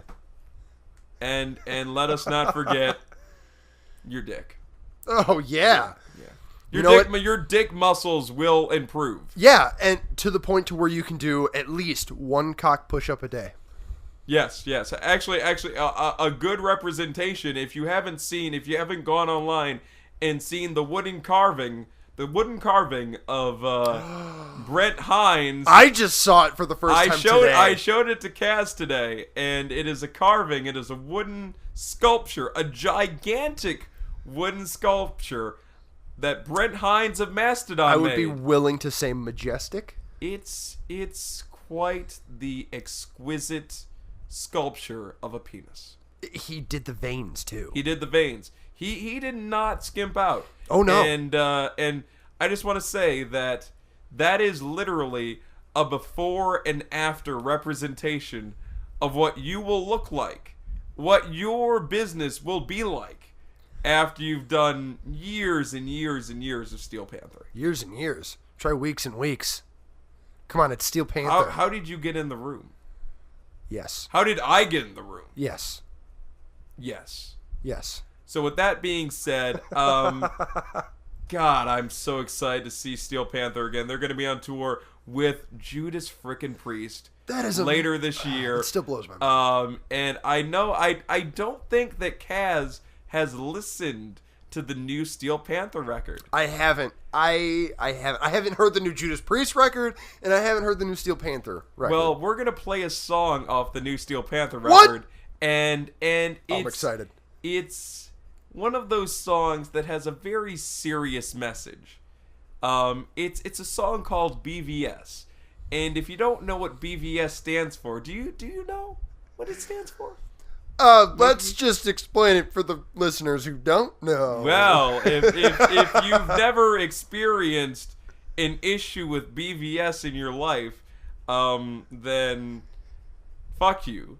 But BVS is a very serious issue that happens when you encounter what is known as a big vagina. And the BVS is the big vagina syndrome. And we want to fight it.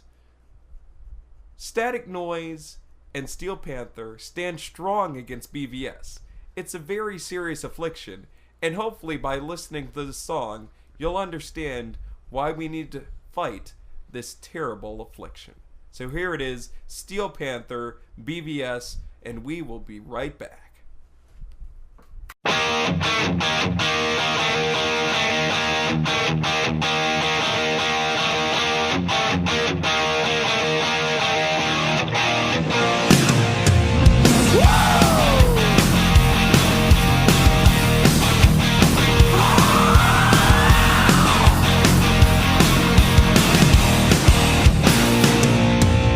Big vagina syndrome is becoming a con.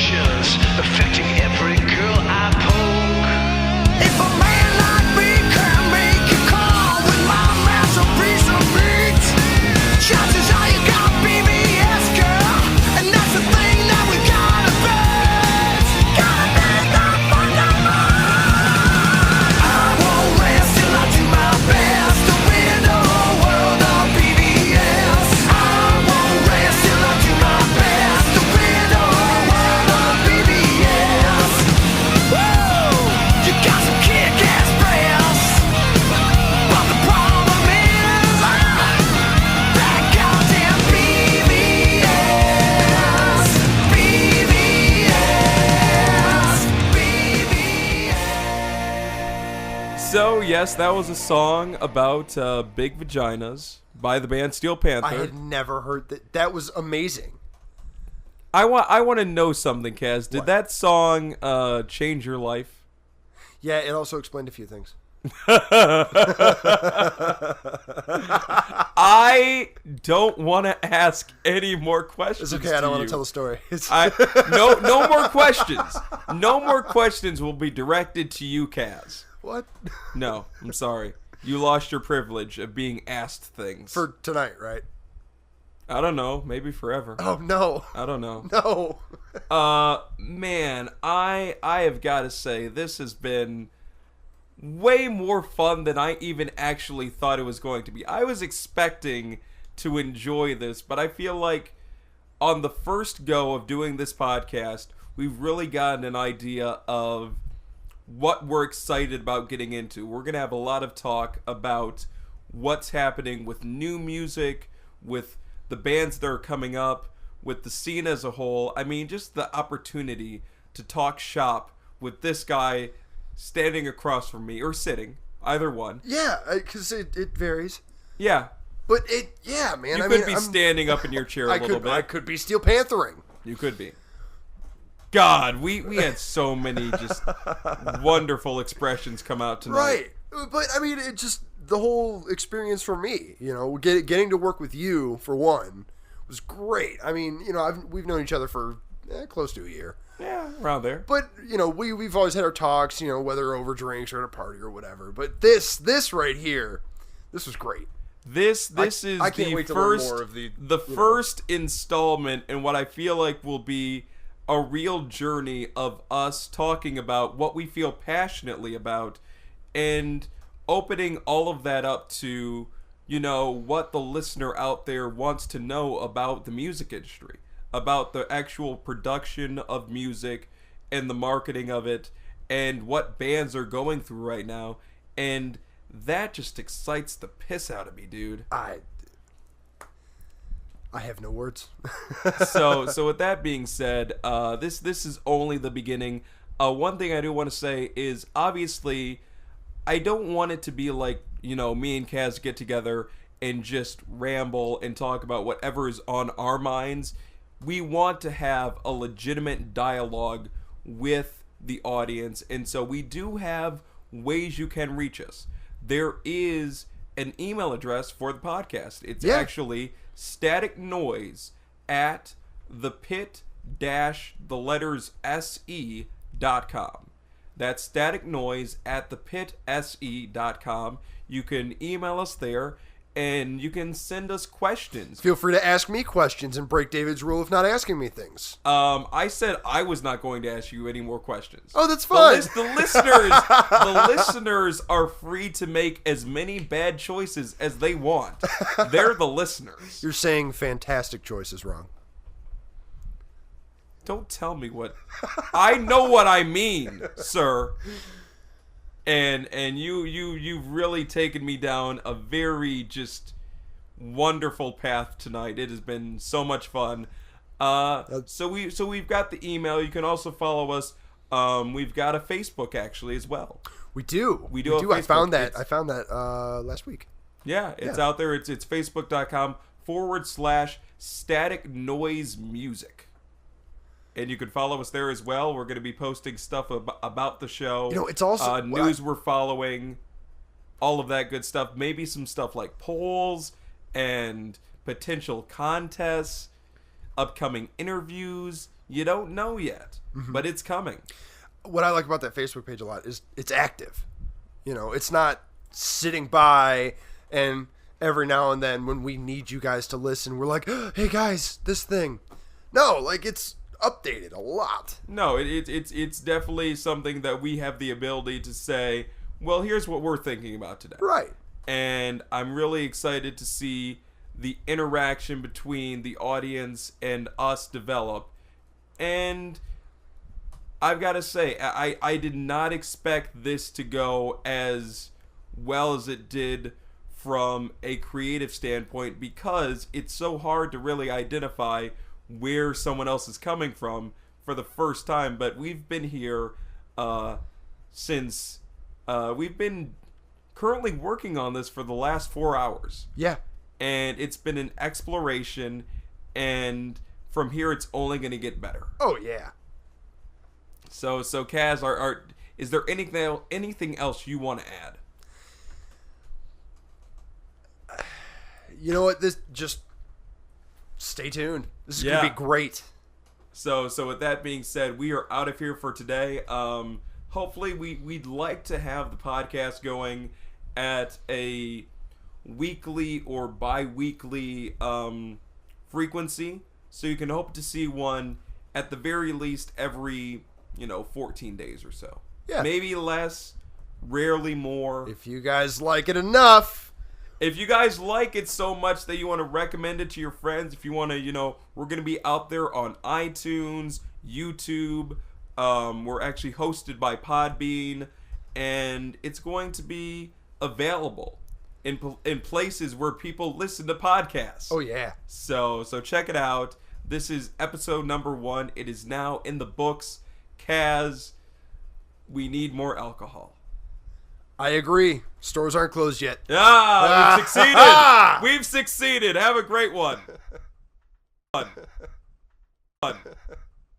Fun. Fun. Fun. Fun. Fun. Fun. Fun.